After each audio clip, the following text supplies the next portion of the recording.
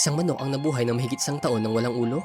Paano nangyari to? Panoorin mo hanggang dulo. Noong 1945, isang farmer sa Colorado, USA na si Lloyd Olsen ang papatay sana sa manok niyang si Mike para gawing ulam.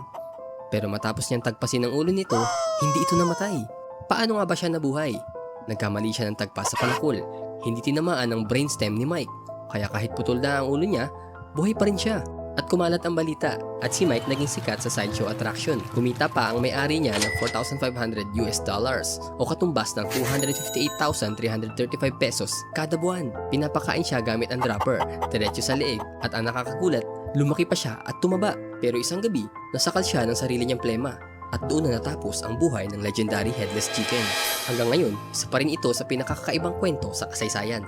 Kung ikaw ang may alaga kay Mike, aalagaan mo rin kaya siya? Comment down below and follow for more.